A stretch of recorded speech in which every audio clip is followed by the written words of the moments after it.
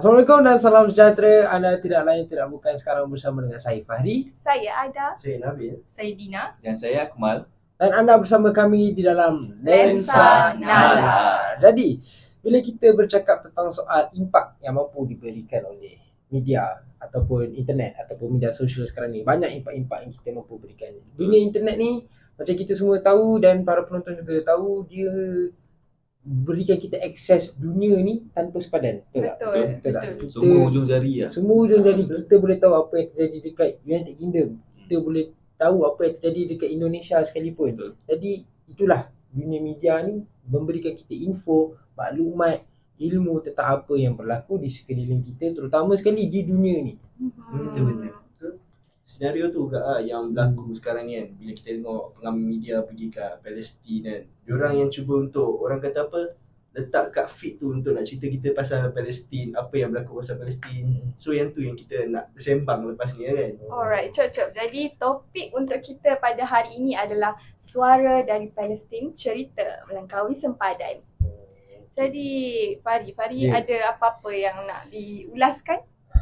Saya ada satu, orang kata tu, concern saya. Apa yang saya fikir, okey, macam saya kata tadi lah, dunia internet ni, dunia media ni, dia memberikan kita satu info, satu maklumat tu tanpa sebarang sekatan, sebarang sempadan, di mana kita boleh tahu je apa yang berlaku di dunia sekeliling kita. Maksudnya pengaruh media ni sendiri tu besar kan. Jadi macam saya terfikir, macam sekarang ni dunia media sosial ni pun dibanjiri dengan para pepengaruh lah, ataupun lebih dikenali sebagai Betul. influencer. Betul Yes. tak? Influencer ataupun influencer tu boleh jadi juga mungkin apa orang tu public figure, artis juga. So mereka pun dikira sebagai orang yang masyarakat ni tengok lah. Betul tak? Jadi Betul. saya terfikir, bagaimana sebenarnya pepengaruh ataupun public figure ni boleh gunakan medium, platform yang mereka ada ni untuk orang kata tu memberi info ataupun memberi kesedaran lah berkenaan dengan isu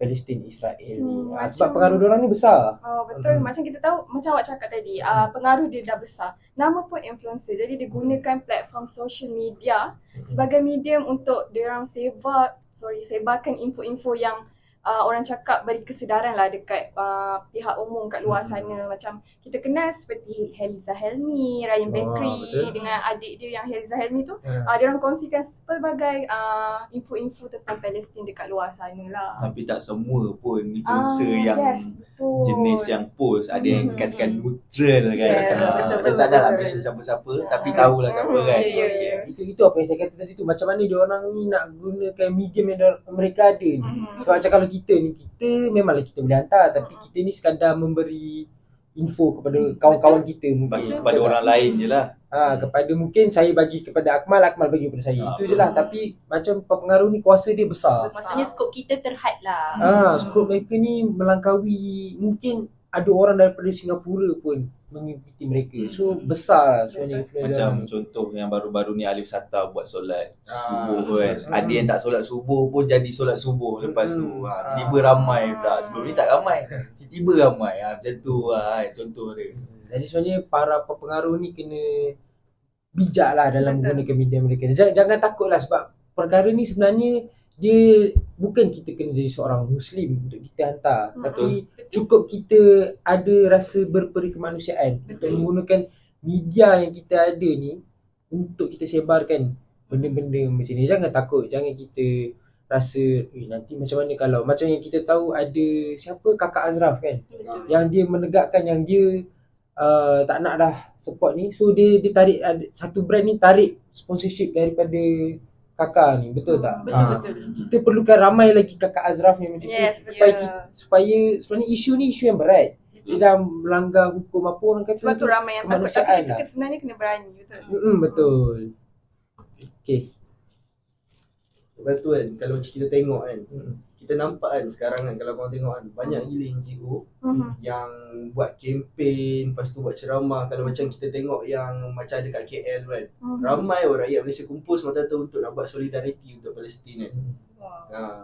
So kat situ kan, kita nampak yang influencer-influencer yang dia cakap tadi kan, boleh katakan semua ada kat situ. Diorang support, like diorang angkat semua panji-panji semua tu, diorang yang support Palestin tu. bila sebut pasal NGO ni, sebenarnya dia merupakan badan yang menawarkan atau menyediakan peranan agak penting terutama di isu kemanusiaan ni. NGO sebagai My Fund Action selalu cepat dan membantu isu Palestin ni, tetapi bagaimana NGO ni seperti mereka nak menggalakkan semua masyarakat untuk menyumbang bantuan kepada mereka yang memerlukan bantuan, contoh seperti isu Palestin ini. Oleh sebab itu, media merupakan medium yang cepat untuk menarik masyarakat menjayakan atau membantu kempen-kempen ini berjaya. Media boleh menyediakan maklumat berkaitan kempen yang dilakukan untuk memberi info kepada masyarakat kita sekarang. Betul, saya setuju juga dengan apa yang Akmal cakap tadi.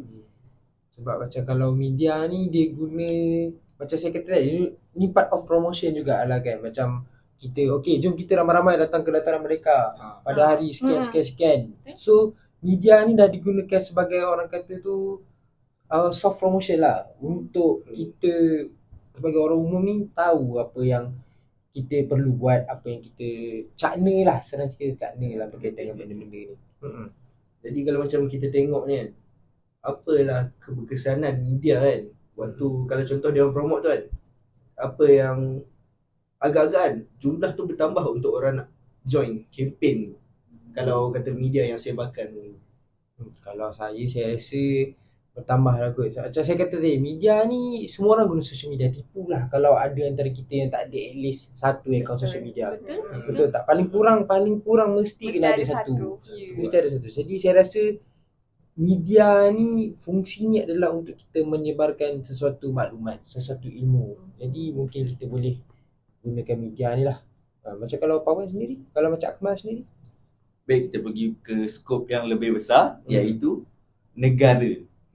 So sejak bertahun-tahun yang lalu, yang isu Palestin ni dah lama dah yang kena kekejaman dengan Zionis Israel ni pada rakyat Palestin. So anak-anak kecil dan wanita terbunuh tanpa belas kasihan. Ada yang menganggap bahawa keadaan sebenar Palestin ni sebagai satu lakonan katanya. So semua itu hasil suapan daripada media-media barat, iaitu macam US, yang media-media yang support fund diorang lah.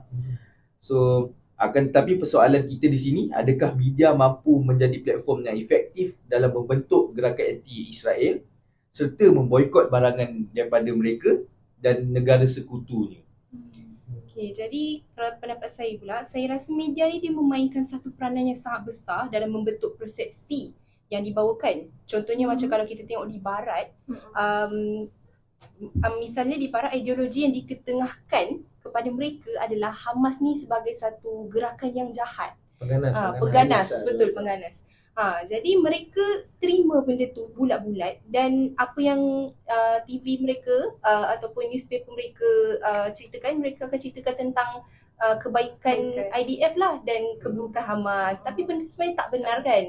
Bila kita telusuri daripada media sosial macam Instagram, TikTok, baru kita nampaklah sebenarnya yang Zionis Israel itulah yang jahat. Pangkal-pangkalnya kita lah, kita kena bijak juga at the same time, right? Betul. Sebab in the end kita juga yang pengguna ni. Kita yang consume all of these things. Kita yang tengok benda tu nanti.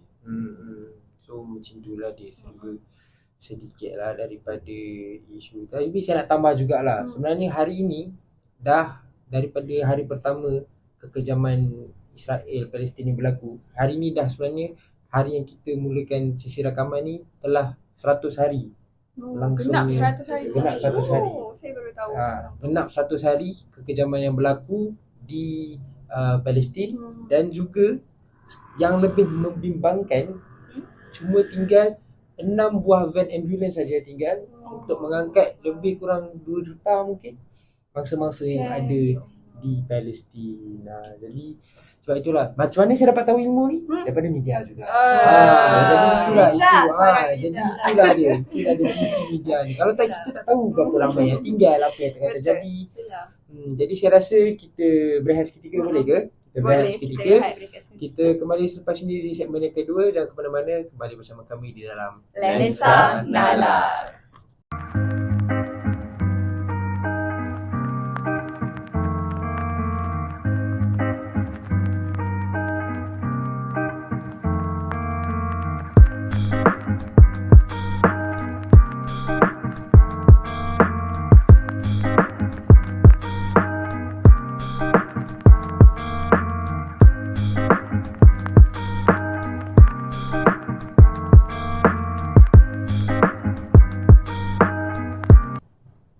Assalamualaikum, kembali lagi bersama kami di dalam Lensa Nalar. Jadi di segmen yang kedua ini kita lah nak membincangkan ataupun membahaskan tentang bagaimana ideologi media ini dibina lebih-lebih lagi dalam skop peperangan antara Palestin dan juga Israel ini, demi kita apa orang kata tu untuk meningkatkan nilai pengetahuan ataupun nilai sensitiviti kita dalam kita menggunakan media ini. Sebab macam kita tadi media ni dia mampu mempengaruhi seseorang. Jadi ideologi yang dibawakan dalam media ini sangat penting lah dalam memberikan impak kepada sesuatu masyarakat ataupun individu. Betul tu itu Farid. sendiri. Jadi soalan saya lah kepada rakan-rakan saya semua kan.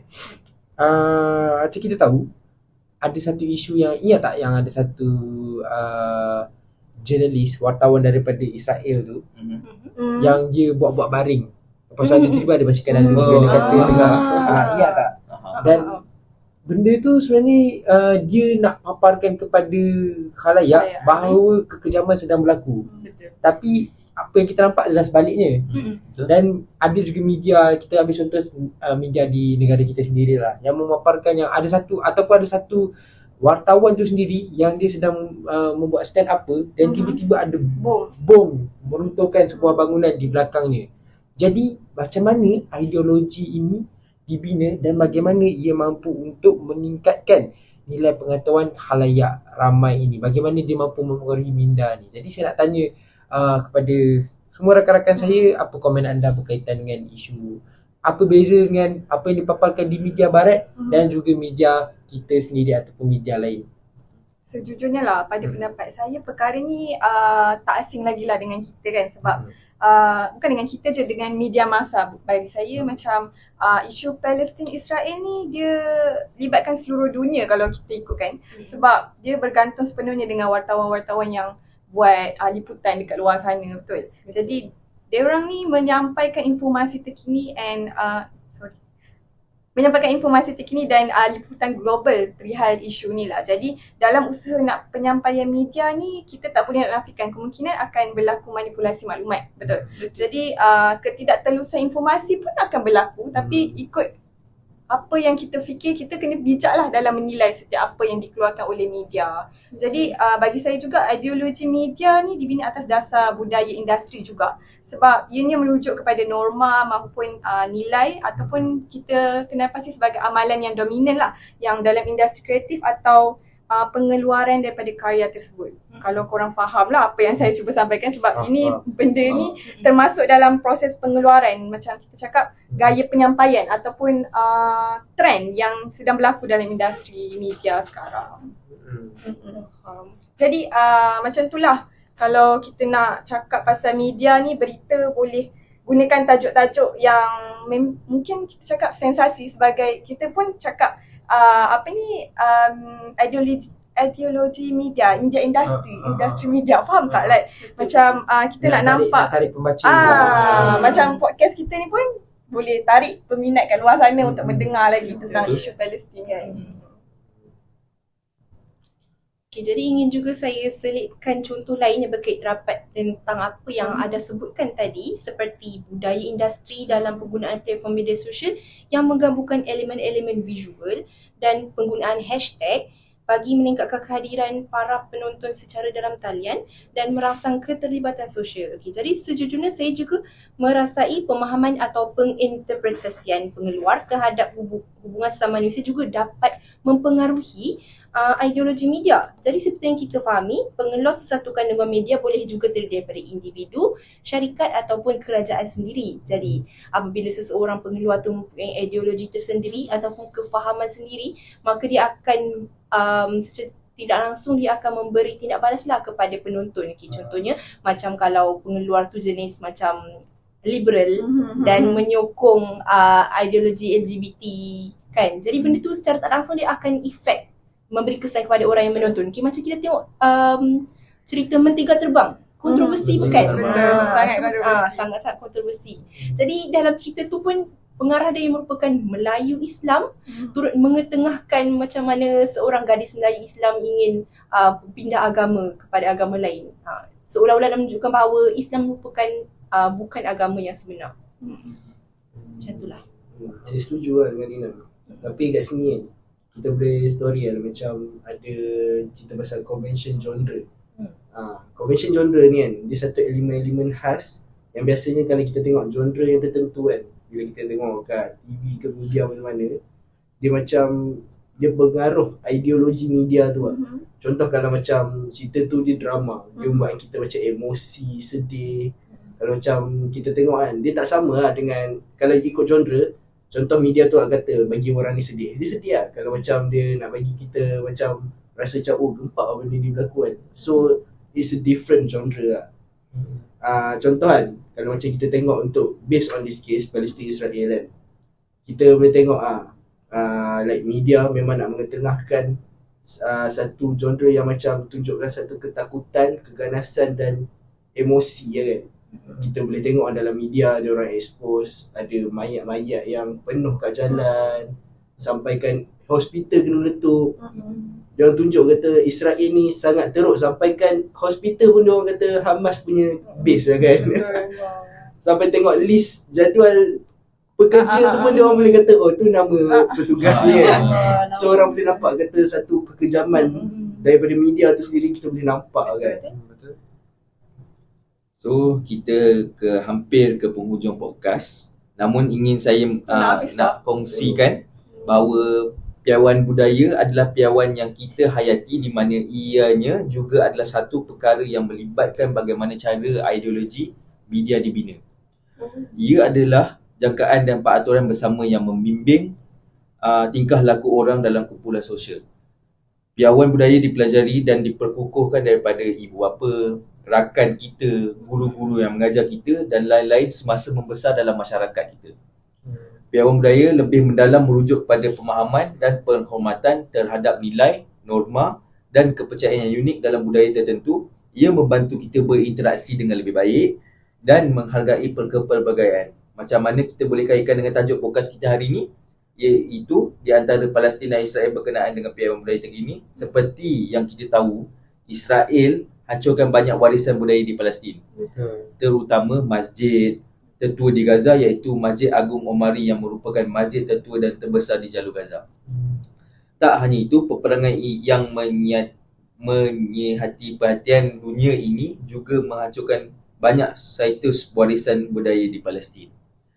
Akhir kata, itu je yang boleh saya kan. Saya lagi situ saya nak tambah lah macam yang point Abdul tadi tu, point Akmal tadi tu, dia dah musnahkan masjid, musnahkan hospital. Dan kalau rakan-rakan semua nak tahu, hospital di Gaza boleh kata dah tak cukup untuk menempatkan segala mangsa-mangsa. Berapa je agak-agak? Tinggal beberapa je. Dan sebenarnya jumlah kematian tu lebih banyak di dalam golongan wanita dan juga kanak-kanak. Nak dibandingkan sebab dengan nak katakan IDF ni memang target dia budak-budak dan wanita. Memang target dia itu. Sebab ideologi pun dia kata bila budak-budak membesar akan jadi Hamas kan. So dia target dia budak-budak. Itulah dia ideologi yang mereka fikirkan sebenarnya. Dan sebenarnya bila kita berkait pula dengan ideologi media ni, kita boleh pilih apa yang kita nak tengok dan apa yang kita tak nak tengok. Jadi kita juga ada hak untuk kita percaya ataupun kita tak nak percaya. Ujung-ujungnya pucuk pangkalnya adalah kita sendiri. Jadi saya rasa kita berehat seketika. Kita kembali selepas ini di dalam Lensa Nalar.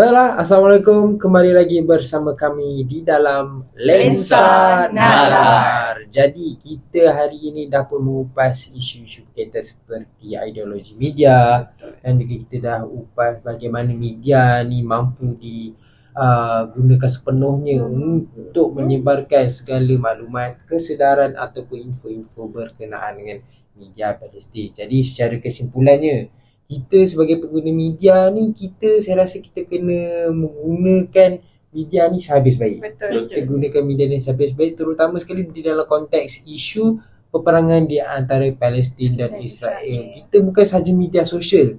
Mungkin karya-karya seni kreatif seperti filem ataupun video mampu digunakan untuk kita menunjukkan bagaimana berlakunya ataupun bagaimana kita ni mampu menyedarkan rakyat kita betapa besarnya isu yang berlaku di negara. Tunjuk satu sokongan kepada Ya, mereka. sebab saudara-saudara kita di sana sekarang tengah berperang. Memandangkan kita di sini sedang Membuat podcast. podcast ataupun kita di sini sedang bersenang-lenang. Betul tak? Jadi kita gunakan media seperti media sosial ataupun kita boleh gunakan akhbar, membuat tulisan apa yang berlaku di sana, ataupun kita juga boleh menggunakan macam saya kata tadi filem sendiri ataupun short film lah Sebagai platform untuk kita Sebagai- bantu dia orang. Ya, sebagai media untuk Walaupun kita dari jauh. memberi pengetahuan, ilmu berkaitan dengan saudara-saudara kita di sana. Tapi satu senjata yang kita boleh pakai adalah doa. betul. Itu yang paling power lah. Jadi Jadi saya rasa sokongan terhadap Palestin adalah panggilan untuk keadilan, ya, keamanan maupun Ya. kemanusiaan sebagai cara untuk kita sokong mereka lah. Jadi ingatlah sentiasa bahawa media ni sebagai satu platform moden yang kita Betul. kena gunakan dengan sebaiknya. Sebab melalui media sosial ni kan, kita boleh bagi fakta yang tepat. Kalau dulu macam orang cakap kan, jangan percaya apa-apa dalam media sosial. Tapi sekarang disebabkan isu Palestin Israel ni, media dalam social media tu lagi tepat nak banding dengan tu. lagi tepat dan lagi cepat. Ya, betul. betul. Siap live lagi. Betul. Jadi sejauh mana media mampu menjadi alat perubahan kepada masyarakat maupun dunia bergantung juga kepada sejauh mana keupayaan kita dalam menggunakan media serta menyuarakan pendapat kita ke arah kebaikan. Jadi solidariti kita bersama Palestin ini bukan hanya kerana kita saudara sesama Islam, tapi kerana kita juga sesama manusia. Betul. Akhir kata, marilah bersama-sama jadi pembawa perubahan dan berikan sokongan kita kepada rakyat Palestin untuk masa depan yang lebih adil dan damai. Betul, ingatlah sentiasa bahawa setiap tindakan kecil kita merupakan satu suara yang besar. Ya, betul. Jadi saya rasa itu adalah kesimpulan yang cukup sempurna lah untuk kita punya podcast pada kali ini. Jadi saya harap kepada semua pendengar-pendengar kita ataupun penonton-penonton kita dapat menggunakan media sebaiknya. Jangan takut, sebab ini adalah usaha yang kita mampu lakukan. Jangan buat jadi yang saudara-saudara neutral tu inilah usaha kita untuk saudara-saudara kita di sana. Selain berdoa lah, seperti mana yang saudara Akmal kata tadi ya. Dan jangan lupa boykot juga barangan daripada negara Israel ataupun sekutu-sekutu dia macam US, United Kingdom dan lain-lain. Okay, tahan sikit lah. Tak Okay. kami ni tak mati pun. Okay, jadi saya rasa itulah dia podcast kami buat kali ini. Jangan lupa jangan ke mana-mana bersama kami sekali lagi di dalam Lensa Nalar. Edisi Suara dari Palestin. Cerita Melangkaui Sempadan. Terima kasih. Bye.